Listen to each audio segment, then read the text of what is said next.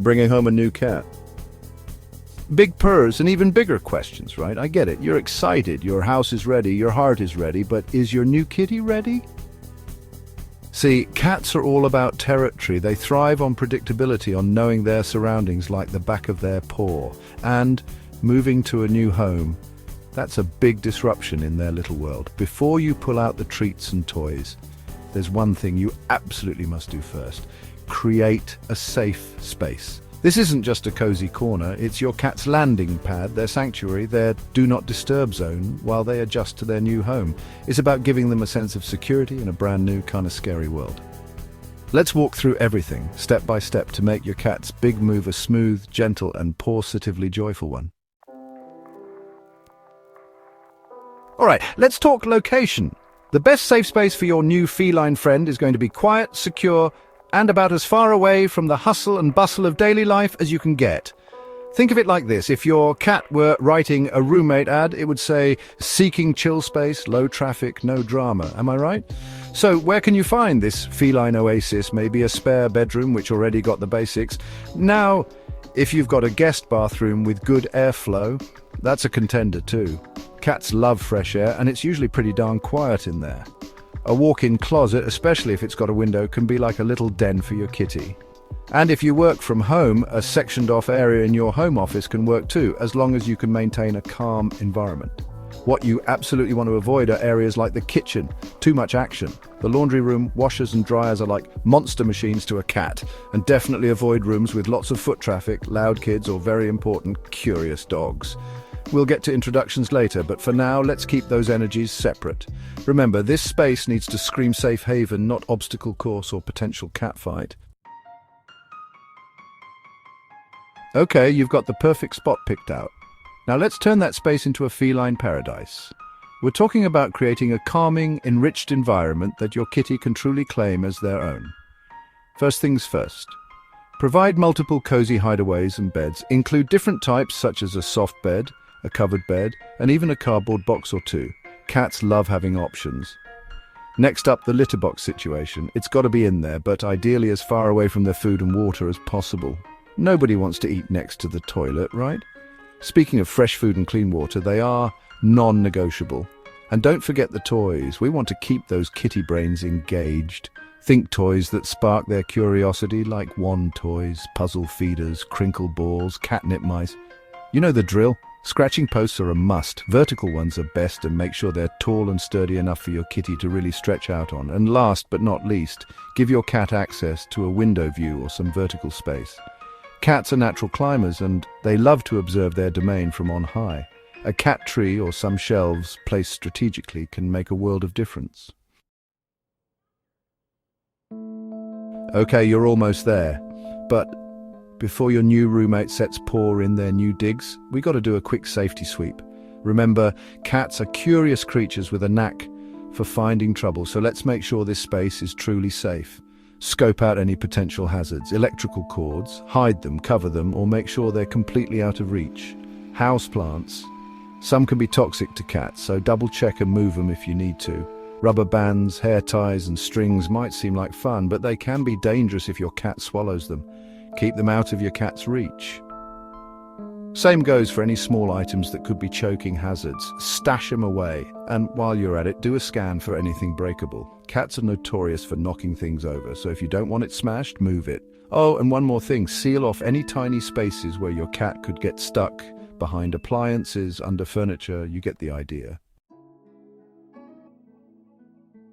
Okay, the day has finally arrived. Your new cat is here. Remember, this is probably the most stressful part of the whole journey for them, so let's make it as smooth as possible. When you get home, resist the urge to parade your new kitty around like a winning trophy. Instead, carry them in their carrier, not your arms, and straight to their safe space and close the door behind you. Let them out of the carrier in their room, and then back away. Don't rush them, don't force them out. Let them come out on their own when they're good and ready. Once they're out, resist the urge to smother them with love. I know it's hard, but let them be. You can sit quietly in the room, maybe talk to them in a soft voice. just to get them used to your presence. You can even offer a treat nearby, but don't force any interaction. Let them come to you. Remember, the name of the game here is patience. Your job is to create a calm, reassuring presence. Keep the room quiet, avoid any loud noises or sudden movements, and let your cat settle in at their own pace.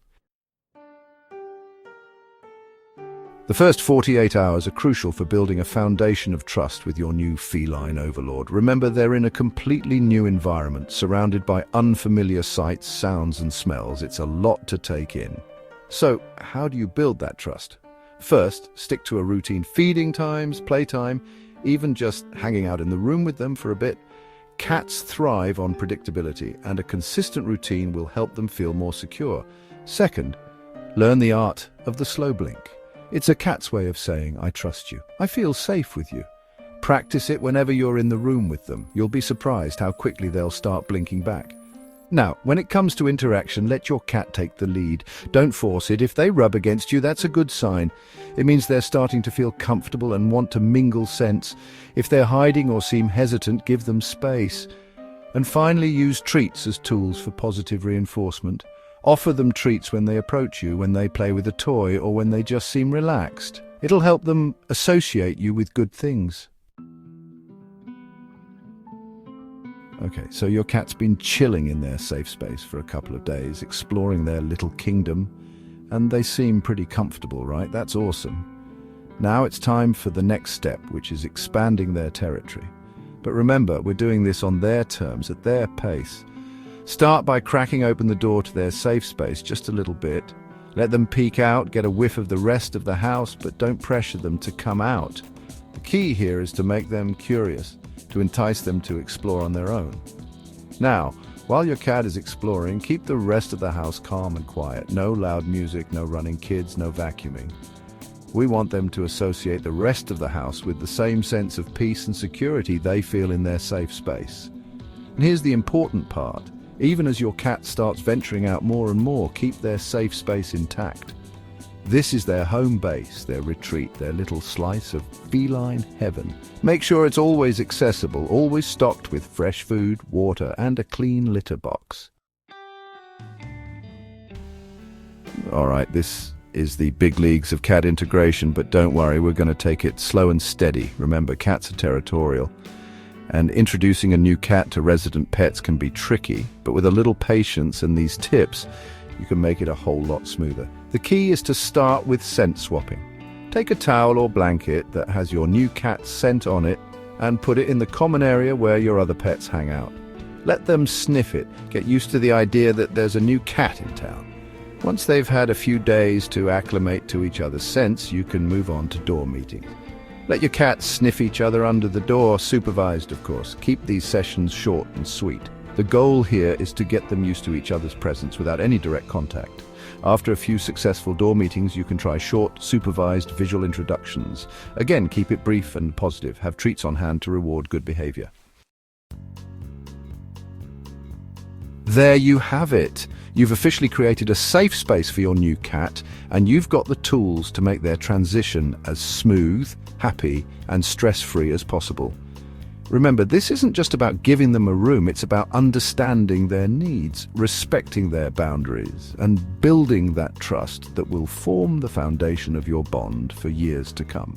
Before you know it, that shy little fluff ball will be curled up in your lap, purring away like they've always belonged there. And trust me, there's no feeling in the world like earning a cat's love and trust.